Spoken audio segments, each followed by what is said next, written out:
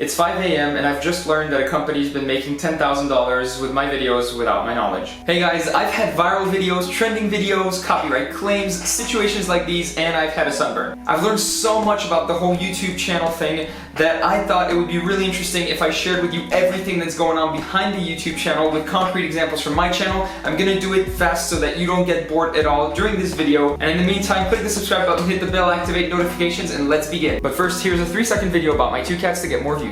So I started my channel in 2010, about 2 months before PewDiePie, and I used to make only Rubik's Cube videos for 9 years, and most of them about puzzles I've designed, and for the past year I've diversified my channel to make more wood and resin arts, as well as puzzles and other 3D printing videos, with a very fluctuating success rate. As of today, I have 2 viral videos with over 1 million views, and 7 videos with over 100,000 views. The first successful one was actually an intentional viral video. I had seen the 2 previous world records for the largest Rubik's Cubes, and their view count was quite high, so I bought the parts to make the world's largest Rubik's Cube, breaking the record by a factor of 1.5, and it got only 1.6 million views. So that was a financial catastrophe, but I'll talk about it later. Fun fact, Guinness actually interviewed me at my place, and that video is their 19th most successful video ever, and they published over 1,300, so that's pretty cool. Now, most of the trending videos I made were either tutorials or other world records like the 2x2x50 Rubik's Cube or the 1x2x111 Rubik's Cube. And the other viral video, the biggest one on my channel actually,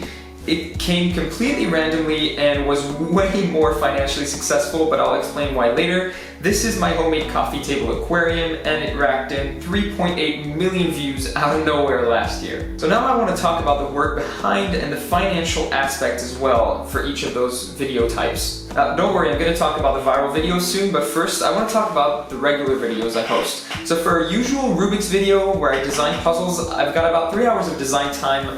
I order parts for about 100 euros, I've got 3 hours of assembly time, I film 1 to 3 clips, takes me about 10 to 30 minutes, and then I edit for 10 to 30 minutes with the thumbnail. So that's about 7 hours of work, 100 euros to make a video that will bring in an average of $3.50, for example, for the Rex Cube octahedron. But sometimes you get screwed and only make 13 cents before people make money off of you.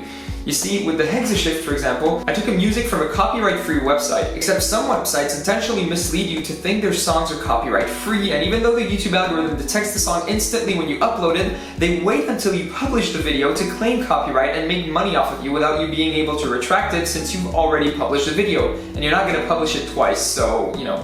Now for my usual woodworking and resin art videos, I work an average of 30 hours per video with about 60 to 80 clips and about 100 gigabytes of footage per video, which takes 1 to 3 hours to edit and costs around 60 euros per project. So 33 hours, 60 euros, and I get about $1 in YouTube revenue for now since these videos are slightly less successful because my subscriber base is more interested in Rubik's Cubes for now. So as for the viral videos, let's talk about the first one, the 33x33 Rubik's Cube. I'd seen that previous records got 1.5 million views and 9.8 million views for the bigger one, so I figured if I went 1.5 times bigger, I'll get at least 3 million views. And I got a sponsor that let me buy it for 3,000 instead of the 7,000, which was a hell of a discount, so I figured I'd break even. I also spent 205 hours to make it and 6 hours to film and edit the video.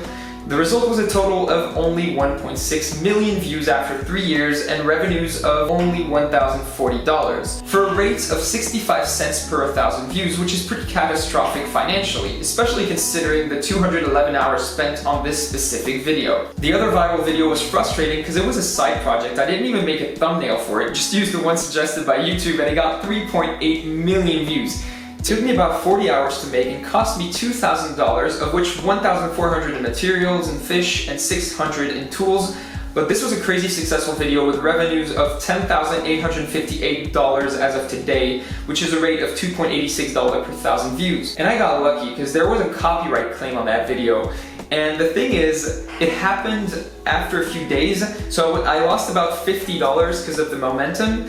And I would have lost over $6,000 if it had happened at the wrong moment, but the thing is, this claim was for a part of the video where I wasn't speaking, so I was able to just change the song using YouTube's app, so that was great. Now if you're wondering why there's such a difference between the ad rates on the 33x33 and the aquarium, it's because, well, ads are basically auctions on YouTube. So when you're selling a product that's cheap, like a Rubik's Cube, the ad is going to cost less. And when you're selling expensive products like aquariums, fish, glass, wood, stuff like that, it's gonna cost more and therefore the revenue is gonna be higher, and that's how ads work on YouTube. So technically Rubik's Cubes aren't the best way to make money on YouTube, definitely. Anyways, to give you an overall financial idea of the whole existence of my channel, I made $15,640 of ad revenue and about $17,000 from selling my puzzles over the years. And that was for about 4,000 hours of work and a total cost for me around $35,000, so I'm technically at a loss of $13,000 as of today.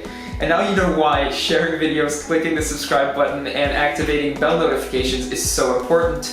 It's because that's what makes the channel live. And that's what makes it possible for the YouTube algorithm to pick up the videos and hopefully make your video and your channel sustainable, which is currently not the case for me, despite the aquarium. Now I want to go back to one last thing before I end this video. What I said at the beginning, it has something to do with Facebook pages. You know those craft pages or stuff like, you know, Unilad, Lad Bible, 9gag, etc.? Well, the reason why videos on those pages are overly edited is so that they can publish their own video instead of sharing yours. And every view they make will go into their pockets. So when the aquarium got viral, I gave a few pages authorization to use it because I thought I'd get more popularity from it, and it looked as though it worked, but I was wrong. Because in December 2019, DIY and Crafts shared a video of mine that wasn't the aquarium without asking me beforehand. That video was the lamp I made for my mother. Now on my channel today, it has 3,000 views even though it was shared on their page in December. Now on DIY and Crafts, even though they credited me in the post, which is really nice of them to do, they got 5.6 million views and made over $10,000 using my work, and clearly didn't send many people my way. And that was clearly very eye-opening. Now this is the major problem we have today. With the aquarium, I made $10,000, but the video itself made over $50,000 on Facebook and YouTube and every platform.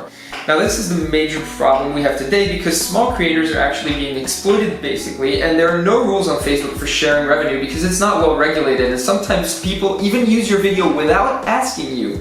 And when the video gets taken down, they still get the revenue from the point of upload till the point of it being taken down, which is just completely insane. Now this is basically killing off those who actually do the work, and that's why I wanted to, make this video as well, because I want to show you that if you like those videos, it's really important that you take time to check out the original creator and not just like those pages, because that's what's killing us off, and that's what makes it so hard to sustain a YouTube channel, basically. So that's everything that happens behind a YouTube channel.